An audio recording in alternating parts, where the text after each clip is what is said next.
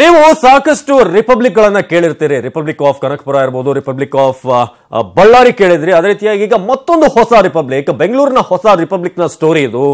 MLA ಬೆಂಬಲಿಗರು ಇಲ್ಲಿ ಆಡಿದ್ದೇ ಆಟ ಆಗಿದೆ. ಇಲ್ಲಿ ಕಾನೂನು ಕಾಲಕಸಾಗಿದೆ.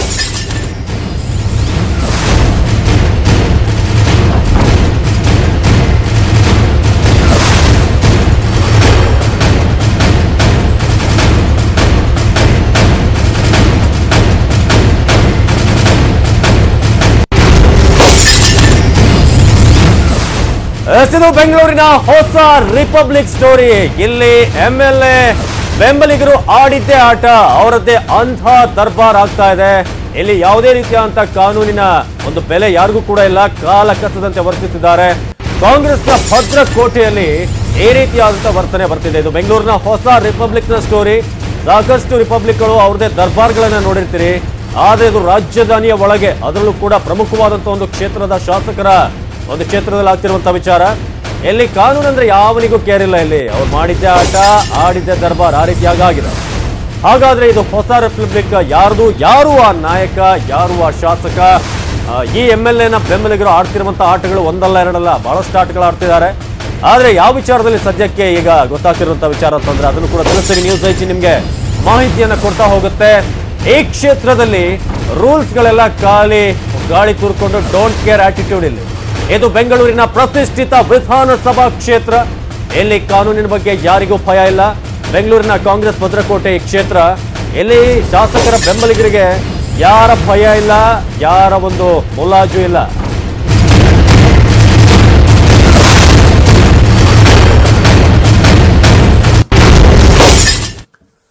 ರಿಪಬ್ಲಿಕ್ ಬೇರೆ ಯಾವುದೂ ಅಲ್ಲ, ಬೆಂಗಳೂರಿನ ಪ್ರತಿಷ್ಠಿತ ಕ್ಷೇತ್ರವಾಗಿರುವಂತಹ ಶಾಂತಿನಗರ. ಶಾಂತಿನಗರದಲ್ಲಿ ರಿಪಬ್ಲಿಕ್ ಆಫ್ ಶಾಂತಿನಗರ ಆರಂಭ ಆಗ್ತಿದೆ.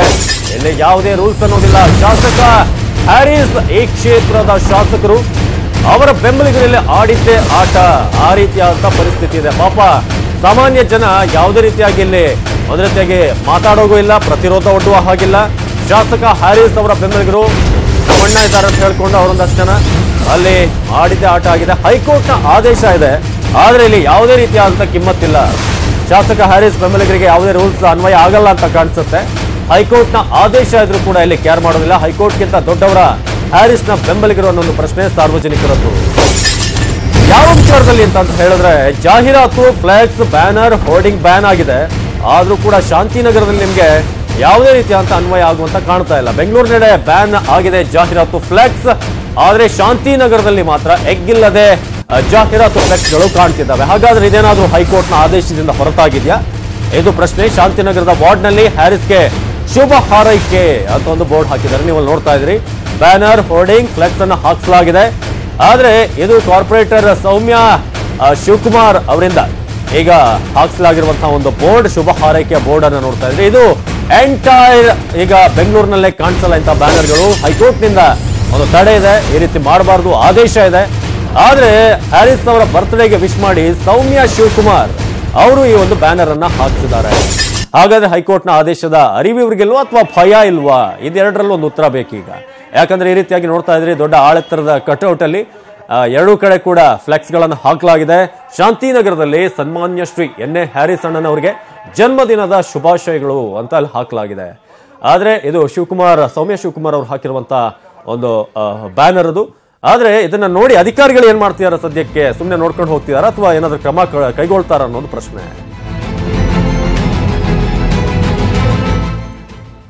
ಈ ಬಗ್ಗೆ ಹೆಚ್ಚಿನ ಮಾಹಿತಿಯನ್ನ ನೀಡ್ತಾರೆ ನಮ್ಮ ಪ್ರತಿನಿಧಿ ಥಾಮಸ್. ಫ್ಲೆಕ್ಸ್ ಗಳು, ಆಲ್ಮೋಸ್ಟ್ ಬ್ಯಾನರ್ ಗಳು ಬ್ಯಾನ್ ಆಗಿದೆ. ಆದ್ರೆ ಶಾಂತಿನಗರಕ್ಕೆ ಏನಾದ್ರೂ ಅನ್ವಯ ಆಗಲ್ವಾ ಅಂತ ಇದು ಹೇಗೆ ಅಂತ? ಇದು ಬಹುಶಃ ದೊಡ್ಡ ಮಟ್ಟದ ಆಶ್ಚರ್ಯಕರ ಪ್ರಶ್ನೆ, ಮತ್ತೆ ಇದು ಒಂದು ಯಕ್ಷ ಪ್ರಶ್ನೆ ಅಂತಾನೂ ಕೂಡ ಹೇಳ್ಬೋದೇನೋ. ಯಾಕಂದ್ರೆ ಹೈಕೋರ್ಟ್ ನ ನ್ಯಾಯಮೂರ್ತಿಗಳು ಇದಕ್ಕೆ ಸಂಬಂಧಪಟ್ಟಂತೆ ಒಂದು ಸ್ಪಷ್ಟವಾದ ಆದೇಶವನ್ನು ಕೊಟ್ಟಿದ್ರು. ಬೆಂಗಳೂರಿನ ಯಾವುದೇ ಭಾಗದಲ್ಲೂ ಕೂಡ ಫ್ಲೆಕ್ಸ್, ಬ್ಯಾನರ್ಗಳು ಹಾಕ್ಬಾರ್ದು ಅಂತ ಹೇಳಿ. ಇಡೀ ಬೆಂಗಳೂರಿಗೆ ಈ ರೂಲ್ಸ್ ಅನ್ವಯ ಆಗುವಂತ ಟೈಮಲ್ಲಿ ಶಾಂತಿನಗರ ವಿಧಾನಸಭಾ ಕ್ಷೇತ್ರ ಏನಾದ್ರು ಸಪರೇಟ್ ಆಗಿ ಸ್ವರ್ಗದಿಂದ ಕೆಳಗೆ ಇಳಿದು ಬಂದಿದೆಯಾ ಅಥವಾ ಬೆಂಗಳೂರಿಂದ ಎಲ್ಲಾದ್ರೂ ಹೊರಗಡೆ ಇರುವಂತ ವಿಧಾನಸಭಾ ಕ್ಷೇತ್ರನ ಅನ್ನೋಂತ ಅನುಮಾನ ಕಾಡುತ್ತೆ. ಯಾಕಂದ್ರೆ ಈ ಒಂದು ಕ್ಷೇತ್ರದ ಶಾಸಕ ಹ್ಯಾರಿಸ್ ರವರು ತಮ್ಮ ಮಗನ ವರ್ತನೆಯಿಂದಾಗಿ ಇತ್ತೀಚೆಗೆ ಎಷ್ಟು ಮಟ್ಟಿಗೆ ಮುಜುಗರಕ್ಕೆ ಈಡಾಗ್ತಿದ್ದಾರೆ ಅಂತ ಎಲ್ಲರಿಗೂ ಕೂಡ ಗೊತ್ತಿರುವಂತ. ಅದ್ರ ನಡುವೆ ಈ ಕಾರ್ಪೊರೇಟರ್ ಮಾಡಿರುವಂತ ಸೌಮ್ಯ ಶಿವಕುಮಾರ್ ಯಾವುದೋ ಸಂದರ್ಭದಲ್ಲಿ ಕಾರ್ಪೊರೇಟರ್ ಮಾಡಿರುವಂತ ಒಂದು ಋಣ ತೀರ್ಸೋಕ್ಕೋಸ್ಕರ ಇವತ್ತು ಶಾಸಕ ಹ್ಯಾರಿಸ್ ಅವರ ಒಂದು ಕಟೌಟ್ಗಳನ್ನ ಹುಟ್ಟುಹಬ್ಬದ ಶುಭಾಶಯ ಕೋರುವಂತ ಕಟೌಟ್ಗಳನ್ನ ಹಾಕೋದ್ರ ಮೂಲಕ ಎಲ್ಲೋ ಒಂದ್ ಕಡೆ ಶಾಸಕರನ್ನು ಕೂಡ ಮುಜುಗರಕ್ಕೆ ಸಿಲುಕಿಸುವಂತ ಮತ್ತೆ ಎಲ್ಲಕ್ಕಿಂತ ಹೆಚ್ಚಾಗಿ ನ್ಯಾಯಾಂಗ ಆದೇಶದ ಉಲ್ಲಂಘನೆ ಆಗುತ್ತದೆ, ನ್ಯಾಯಾಂಗ ನಿಂದನೆ ಆಗುತ್ತೆ. ಯಾವುದೇ ಕಾರಣಕ್ಕೂ ಫ್ಲೆಕ್ಸ್ ಬ್ಯಾನರ್ ಹಾಕ್ಬಾರ್ದು ಅನ್ನೋಂತ ಆದೇಶ ಹೊರಟಿರುವಂತ ಟೈಮಲ್ಲಿ ಈ ಕಾರ್ಪೊರೇಟರು ಯಾವುದೋ ಹಿತಾಸಕ್ತಿಗೆ ತಮ್ಮ ಗುರುವನ್ನ ಮೆಚ್ಚುವಂತ ಒಂದು ಯಾವುದೋ ಒಂದು ಇದಕ್ಕೋಸ್ಕರ ಕೈಯಾಳಿಗೋಸ್ಕರ ಈ ರೀತಿ ಮಾಡಿರುವಂತದ್ದು ಈಗ ದೊಡ್ಡ ಮಟ್ಟದ ಆಕ್ರೋಶಕ್ಕೆ ಈಡಾಗಿದೆ. ಇದಕ್ಕೆ ಸಂಬಂಧಪಟ್ಟಂತೆ ಸಾಮಾಜಿಕ ಕಾರ್ಯಕರ್ತ ಸಾಯಿ ದತ್ತ ಕೂಡ ಕಮಿಷನರ್ ಮಂಜುನಾಥ್ ಪ್ರಸಾದ್ ರವರಿಗೆ ನಿನ್ನ ರಾತ್ರಿನೇ ಇದಕ್ಕೆ ಸಂಬಂಧಪಟ್ಟಂತೆ ದೂರನ್ನು ಕೂಡ ಕೊಟ್ಟಿದ್ರಂತ ಮಾಹಿತಿ ಲಭ್ಯ ಆಗ್ತದೆ. ಕಮಿಷನರ್ ಮಂಜುನಾಥ್ ಪ್ರಸಾದ್ ರವರು ಕೂಡ ಇದಕ್ಕೆ ಸಂಬಂಧಪಟ್ಟಂತೆ ತಕ್ಷಣಕ್ಕೆ ಕ್ರಮ ಕೈಗೊಳ್ಳುವಂತ ಆದೇಶ ಕೊಟ್ಟಿದ್ದಾರೆ. ಇದು ಕಾನೂನು ಒತ್ತಟ್ಟಿಗಿರಲಿ, ಆದ್ರೆ ಎಲ್ಲೋ ಒಂದ್ ಕಡೆ ಒಂದು ನೈತಿಕತೆಯ ಪ್ರಶ್ನೆನೂ ಕೂಡ ಬರ್ತದೆ. ಇದು ಹ್ಯಾರಿಸ್ ಅವರ ಗಮನಕ್ಕೆ ಬಂದಿಲ್ಲ ಅಂತ ಹೇಳಕ್ ಸಾಧ್ಯನೇ ಇಲ್ಲ.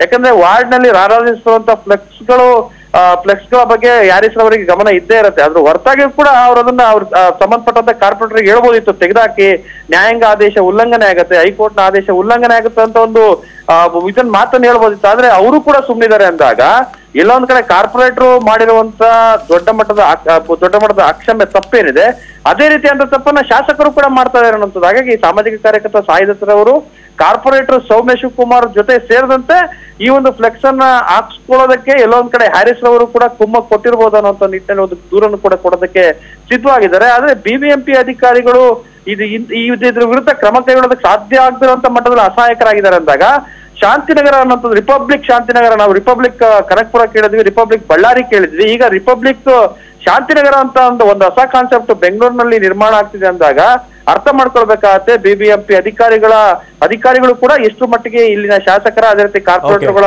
ವರ್ತನೆಯಿಂದ ಅವರೆಲ್ಲ ಒಂದ್ ಕಡೆ ಅಸಹಾಯಕರಾಗಿದ್ದಾರೆ ಅಂತ ಅರ್ಥ ಮಾಡ್ಕೊಳ್ಬೇಕಾಗತ್ತೆ. ಹಾಗಾಗಿ ಇದು ಸ್ಪಷ್ಟವಾದಂತ ಹೈಕೋರ್ಟ್ ಆದೇಶದ ಉಲ್ಲಂಘನೆ ಅನ್ನೋದ್ರೊಳಗೆ ಎರಡು ಮಾತಿಲ್ಲ. ಅವಿನಾಶ್, ಧನ್ಯವಾದ ಮಾಹಿತಿಗಾಗಿ ಥಾಮಸ್ ವಿಶ್ವರಾಜ್.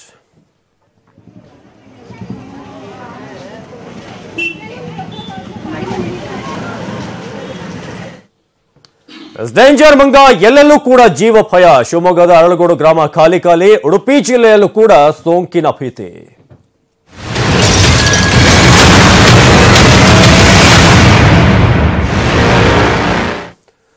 ಶಿವಮೊಗ್ಗ ಜಿಲ್ಲೆಯಾದ್ಯಂತ ಮಂಗನ ಕಾಯಿಲೆ ಯಾವ ರೀತಿಯಾಗಿ ವ್ಯಾಪಕವಾಗಿ ಹರಡ್ತಾ ಇದೆ ನಿಮಗೆಲ್ಲ ಗೊತ್ತಿರುವಂತಹ ವಿಚಾರ. ಈಗ ಕೇವಲ ಶಿವಮೊಗ್ಗ ಅಷ್ಟೇ ಅಲ್ಲ, ಉಡುಪಿಯಲ್ಲೂ ಕೂಡ ಇದರ ಒಂದು ಕಾಯಿಲೆಯ ಆತಂಕ ಹೆಚ್ಚಾಗ್ತಾ ಇದೆ.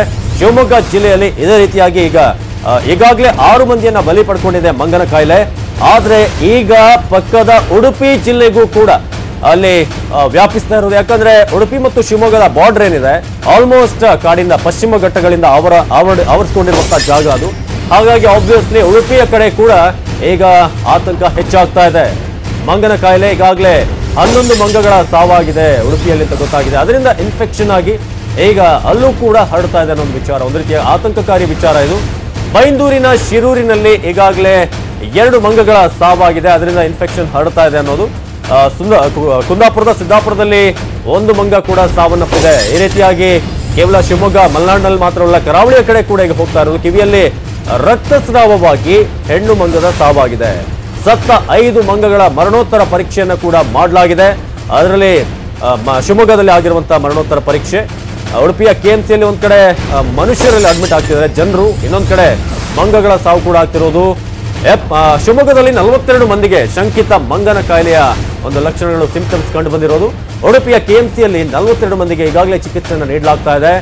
ಒಂದ್ ಕಡೆ ಶಿವಮೊಗ್ಗದಲ್ಲಿ ಜನ ಆಸ್ಪತ್ರೆ ಜೊತೆಗೆ ಆಂಜನೇಯ ದೇವರ ಮೊರೆ ಕೂಡ ಹೋಗ್ತಿದ್ದಾರೆ. ಪೂಜೆ ಪುನಸ್ಕಾರಗಳನ್ನ ಅಲ್ಲಿ ಪ್ರಾರ್ಥನೆಗಳನ್ನ ಮಾಡ್ತಾ ಇದ್ದಾರೆ, ಹರಕೆಗಳನ್ನ ಹೊತ್ಕೊಳ್ತಾ ಇದ್ದಾರೆ. ಈ ರೀತಿಯಾಗಿ ಕೇವಲ ಶಿವಮೊಗ್ಗ ಮಾತ್ರ ಅಲ್ಲ, ಉಡುಪಿಯಲ್ಲೂ ಕೂಡ ಈಗ ಕೆಎಂಸಿಯಲ್ಲಿ 42 ಮಂದಿಗೆ ಈಗ ಆ ಒಂದು ಸೋಂಕಿನ ಲಕ್ಷಣಗಳು ಕಂಡು ಬರ್ತಾ ಇರೋದು. ಹಾಗಾಗಿ ಈಗ ಶಿವಮೊಗ್ಗದ ಜೊತೆಗೆ ಉಡುಪಿಯ ಜನ ಕೂಡ ಭಯಭೀತರಾಗಿದ್ದಾರೆ. ಅದರಲ್ಲೂ ಅರಳಗೋಡು, ಶಿವಮೊಗ್ಗದ ಸಾಗರ ತಾಲೂಕಿನ ಅರಳಗೋಡಿನ ಜನ ಮಾತ್ರ ಪಾಪ ಒಂದೇ ಊರಿನವರು 6 ಜನ ಅಲ್ಲಿ ಸಾವನ್ನಪ್ಪಿರೋದು ಭಯ ಹುಟ್ಟಿಸಿದೆ.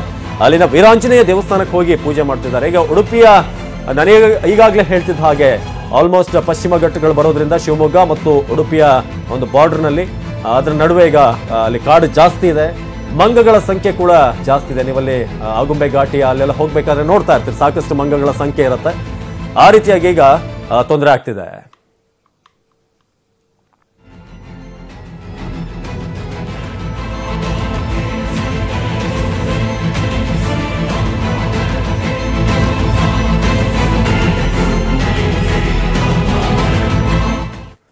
ಎಸ್ ಮಂಗನ ಕಾಯಿಲೆ ಬಹಳಷ್ಟು ಬಾರಿ ಹೆಸರನ್ನ ಕೇಳ್ತಾ ಇರ್ತೀವಿ. ಏನಿದು ಕಾಯಿಲೆ ಅನ್ನೋದು ಬಹಳಷ್ಟು ಜನಕ್ಕೆ ಗೊತ್ತಿರುತ್ತೆ, ಒಂದಷ್ಟು ಜನಕ್ಕೆ ಖಾಲಿ ಕೇಳಿರ್ತಾರಷ್ಟೇ.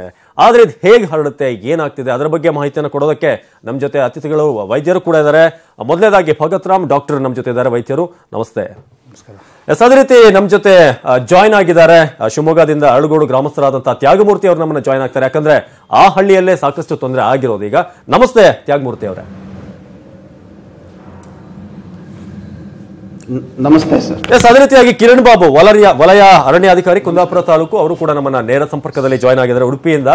ನಮಸ್ತೆ ಕಿರಣ್ ಬಾಬು, ನಿಮಗೂ ಕೂಡ ನಮಸ್ತೆ ಸರ್. ನಮಸ್ತೆ. ಎಸ್, ನಾನು ಮೊದಲು ತ್ಯಾಗಮೂರ್ತಿ ಅವ್ರನ್ನ ಮಾತನಾಡ್ತೀನಿ, ಅರಳಗೋಡು ಗ್ರಾಮಸ್ಥರು, ಯಾಕಂದ್ರೆ ನೇರವಾಗಿ ನೋಡ್ತಾ ಇದ್ದಾರೆ ಅವ್ರು ಏನೇನು ಆಗ್ತಿದೆ ಅಲ್ಲಿ ಅಂತ.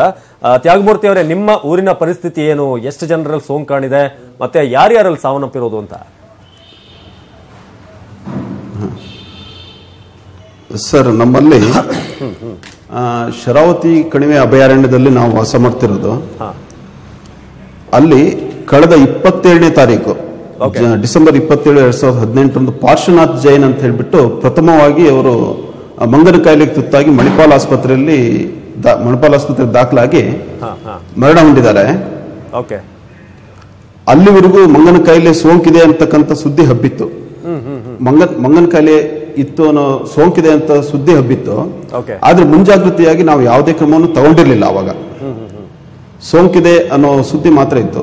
ಯಾವತ್ತು ಪಾರ್ಶ್ವನಾಥ್ ಜೈನ್ ಅನ್ನೋರು ಮಂಡವಳ್ಳಿಯವರು ತೀರ್ಕೊಂಡ್ರು ಮಂಗನ ಕಾಯಿಲೆಯಿಂದ, ಅವತ್ತಿಂದ ಜನ ಜಾಗೃತರಾಗ್ತಾ ಬಂದ್ರು. ಮತ್ತು ಆರೋಗ್ಯ ಇಲಾಖೆ ಕೂಡ ಅಲ್ಲಿಂದ ಜಾಗೃತವಾಗಿ ಜನ ಜಾಗೃತರಾಗಬೇಕು ಅಂತಕ್ಕಂಥ ಒಂದು ವಾತಾವರಣವನ್ನ ಊರಿನಲ್ಲಿ ನಿರ್ಮಾಣ ಮಾಡಿದ್ರು. ಹಾಗೇನೆ ತಾರೀಖು 27ರಿಂದ ಜನವರಿ 5ರವರೆಗೆ ಒಟ್ಟು 6 ಜನ ತೀರ್ಕೊಂಡ್ರು. 2 ದಿನಕ್ಕೆ ಒಬ್ಬರ ಹಾಗೆ ತೀರ್ಕೊಂಡು ಬಂದ್ರು. ಆ 5ನೇ ತಾರೀಕು ಶ್ವೇತಾ ಮತ್ತು ರಾಮಮ್ಮ ಅಂತಕ್ಕಂಥ 2 ಜನ ವ್ಯಕ್ತಿಗಳು ಸತ್ತಾಗ ಇನ್ನೂ ಆ ಜಿಲ್ಲಾಡಳಿತ ಮತ್ತು ತಾಲೂಕು ಆಡಳಿತ ತುಂಬಾ ಜಾಗೃತರಾಗಿ ಎಲ್ಲರಿಗೂ ಕೂಡ ಲಸಿಕೆ ಇಂಜೆಕ್ಷನ್ ಕೊಡಬೇಕು, ಮತ್ತೆ DMP ದ್ರಾವಣ ಅಂತ ಇದೆ, ಅದನ್ನ ಕಾಲಿಗೆ ಹಚ್ಕೊಂಡು ಕಾಡಿಗೆ ಹೋಗ್ಬೇಕು ಅಂತ. ಮುಖ್ಯವಾಗಿ ನಾವು ಕಾಡಲ್ಲೇ ಇರ್ತಕ್ಕಂಥ ಜನ, ಕಾಡು ಮತ್ತು ಅರಣ್ಯ ಭೂಮಿ ಎಲ್ಲ ನಾವು ಇಟ್ಕೊಂಡು ಓಡಾಡೋರು, ದಿನನಿತ್ಯ ನಾವು ಕಾಡಿಗೆ ಹೋಗ್ಬೇಕು. ಇಂಥ ಸಂದರ್ಭದಲ್ಲಿ ಮಂಗಗಳಲ್ಲಿ ಸಾಯ್ತಾ ಇರ್ತಕ್ಕಂಥ ವಿಚಾರ ಗೊತ್ತಾದಾಗ ಅದಕ್ಕೆ ಮುಂಜಾಗ್ರತೆಯನ್ನ ಅರಣ್ಯ ಇಲಾಖೆ ಮೊದಲು ತಗೊಂಡಿರ್ಲಿಲ್ಲ. ಈಗ ಆ ಬಗ್ಗೆ ಜಿಲ್ಲಾಡಳಿತ ಮತ್ತು ತಾಲೂಕು ಆಡಳಿತ ಕ್ರಮ ತಗೊಂಡಾದ್ಮೇಲೆ ಈಗ ಮಂಗಗಳ ಕ್ಯೂಬಿಂಗ್ ನಡೀತಾ ಇದೆ. ಬಟ್ ಅವು ಮಂಗಗಳ ಸತ್ತಿದೆ ಅನ್ನೋ ಸುದ್ದಿ ಅಂತ ತಿಳಿದು ಅರಣ್ಯ ಇಲಾಖೆಯವರು ಬರ್ತಾ ಇದ್ದಾರೆ, ಮತ್ತು ತಾಲೂಕು ಆಡಳಿತ ಕೂಡ ಹೆಚ್ಚಿನ ಕ್ರಮ ತಗೊಂಡಿದೆ. ಮತ್ತೆ ನಮ್ಮಲ್ಲಿ ಏನಾಗಿತ್ತು ಅಂದ್ರೆ, ಜನ ಸಾವಿಗೆ ಯಾವತ್ತು ಈಡಾದ್ರು ಅವತ್ತಿಂದ ಪ್ರತಿಯೊಂದು ಮನೆಗೂ ಕೂಡ ತಾಲೂಕು ಆಡಳಿತ ಎಲ್ಲ ಆಸ್ಪತ್ರೆ ಸಂಚಾರಿಗಳ ಆರೋಗ್ಯ ಘಟಕಗಳನ್ನ ಮನೆಗೆ ಕಳಿಸಿ ಲಸಿಕೆಗಳನ್ನ ನೀಡಿದ್ದಾರೆ. ಅದು ಒಂದು ಒಳ್ಳೆ ಉತ್ತಮವಾದ ಕಾರ್ಯ ಆಗಿದೆ. ಜೊತೆಗೆ ಜನ ಯಾವತ್ತು ಸಾವಿಗೆ ಈಡಾಗ್ತಾ ಬಂದ್ರು ಜನರಿಗೂ ಭಯಭೀತರಾದ್ರು. ಆ ಸಂದರ್ಭದಲ್ಲಿ ಇರ್ತಕ್ಕಂಥ ವೀರಾಂಜನೇಯ ಟೆಂಪಲ್ ಹೋಗ್ಬಿಟ್ಟು ಅಲ್ಲಿ ಪೂಜೆಯನ್ನು ಸಲ್ಲಿಸಿ 1008 ಕಾಯಿಗಳನ್ನು ಒಡಿಸಿ 350 ಎಳ್ನೀರುಗಳ ಅಭಿಷೇಕ ಮಾಡಿ ವೀರಾಂಜನೇಯನಿಗೆ ಪೂಜೆ ಸಲ್ಲಿಸಿ ಬಂದಿದ್ದಾರೆ. ಒಂದಿಷ್ಟು ಭಯದ ವಾತಾವರಣವನ್ನ ತಿಳಿಗೊಳಿಸಿದ್ದಾರೆ. ಈ ನಮ್ಮ ಸಾಗರ ತಾಲೂಕು ಅರಳಗೋಡು ಗ್ರಾಮ ಪಂಚಾಯತಿ ಸಂಬಂಧಪಟ್ಟಾಗಿ ಹೇಳಬೇಕು ಅಂದ್ರೆ, ಮುಖ್ಯವಾಗಿ ನಮ್ಮ ಶಾಸಕರು ಕೂಡ ತೀವ್ರ ನಿಗಾ ವಹಿಸಿಕೊಂಡು ಅದ್ರ ಬಗ್ಗೆ ತುರ್ತು ಕ್ರಮ ಅನುಸರಿಸಿ, ಸರ್ಕಾರದ ಗಮನವನ್ನು ಸೆಳೆಸಿ, ಮುಖ್ಯಮಂತ್ರಿಗಳ ಗಮನವನ್ನು ಸೆಳೆದು ಅಲ್ಲಿ ತುರ್ತು ಅಗತ್ಯ ಏನಾಗಬೇಕಾಗಿತ್ತು, ಮೂಲಭೂತ ಅಗತ್ಯ ಏನಾಗಬೇಕಾಗಿತ್ತು ಅನ್ನೋದಷ್ಟನ್ನು ಕೂಡ ಮಾಡಿಕೊಟ್ಟಿದ್ದಾರೆ. ಆದ್ರೆ ನಾನು ಮಾತಾಡ್ತೀನಿ. ನಮ್ಮ ಜೊತೆ ಕಿರಣ್ ಬಾಬು ಅವರು ಈಗ ಜಾಯ್ನ್ ಆಗಿರುವಂತದ್ದಾಗ್ಲೇ ನಾನು ಅವ್ರನ್ನ ಸ್ವಾಗತ ಮಾಡಿದೆ. ಕಿರಣ್ ಬಾಬು ಅವರು ಈಗ ಶಿವಮೊಗ್ಗದಿಂದ ಆಲ್ಮೋಸ್ಟ್ ಈಗ ಉಡುಪಿಯ ಬಾರ್ಡರ್, ನಾನು ಈಗಾಗಲೇ ಹೇಳ್ತಿದ್ದೆ, ಪಶ್ಚಿಮ ಘಟ್ಟಗಳು ಕಾಡು ಜಾಸ್ತಿ ಇದೆ, ಆಗುಂಬೆ ಘಾಟಿ ಆ ಬಾರ್ಡರ್ ನೋಡ್ತಾ ಹೋದ್ರೆ. ಸೊ ಈಗ ಉಡುಪಿಯಲ್ಲಿ ಯಾವ ರೀತಿ ಅಂತ ಕೇಸ್ಗಳು ಕಂಡು ಬರ್ತಾ ಇದೆ, ಸಾವಿನ ಸಂಖ್ಯೆ ಎಷ್ಟಿದೆ ಅಂತ ಮಂಗಗಳದ್ದು ಅಂತ ಅಲ್ಲಿ?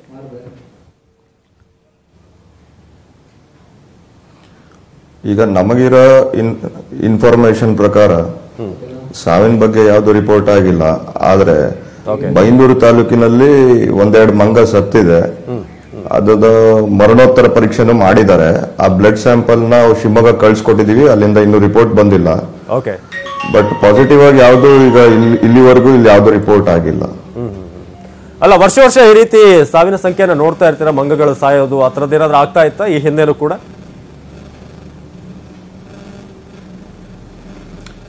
ಇಲ್ಲ, ಮಂಗಗಳು ನೈಸರ್ಗಿಕವಾಗಿ ಸಾಯೋದಾಗಿದೆ. ಓಕೆ. ಬಟ್ ಕಳೆದ ಒಂದು ವಾರದಿಂದ ಒಂದ್ 2 ಮಂಗಗಳು ಬೈಂದೂರು ತಾಲೂಕಲ್ಲಿ ಸತ್ತಿತ್ತು. ಬಟ್ ಅದರದ್ದು ನಾವು ಮರಣೋತ್ತರ ಪರೀಕ್ಷೆ ಮಾಡಿ ಅದಕ್ಕೆ ಏನ್ ಕ್ರಮ ಕೈಗೊಳ್ಳಬೇಕೋ ಕೈಗೊಂಡಿದೀವಿ. ಹಾಗೂ ಬ್ಲಡ್ ಸ್ಯಾಂಪಲ್ಸ್ ನ ಶಿವಮೊಗ್ಗ ಕಳಿಸಿದೀವಿ. ಅದ್ರದ್ದು ಇದೇನು ರಿಪೋರ್ಟ್ಸ್ ಬರ್ಬೇಕಷ್ಟೇ ಇನ್ನು. ಓಕೆ ಓಕೆ ಎಸ್, ನಾನು ಮಾತಾಡ್ತೀನಿ. ಜೊತೆಗೆ ನಮ್ಮ ಜೊತೆ ವೈದ್ಯರು ಕೂಡ ಇದ್ದಾರೆ. ನಿಮ್ಮ ಹತ್ರ ಹೆಚ್ಚಿನ ಮಾಹಿತಿಯನ್ನು ಪಡಿತೀನಿ. ಈಗ ಒಂದು ಬ್ರೇಕ್ ಅನ್ನ ತೆಗೆದುಕೊಳ್ಳೋಣ. ಬ್ರೇಕ್ ಆದ ನಂತರ ಈ ಮಂಗನ ಕಾಯಿಲೆ ಹೇಗೆ ಆರಂಭ ಆಗುತ್ತೆ, ಅದರ ಲಕ್ಷಣಗಳೇನು, ಸಿಂಪ್ಟಮ್ಸ್ ಏನು, ಅದಾದ ನಂತರ ಏನ್ ಮಾಡಬೇಕಾಗತ್ತೆ, ಒಂದು ಬ್ರೇಕ್ ಆದ್ಮೇಲೆ ಅದರ ಬಗ್ಗೆ ಮಾಹಿತಿ.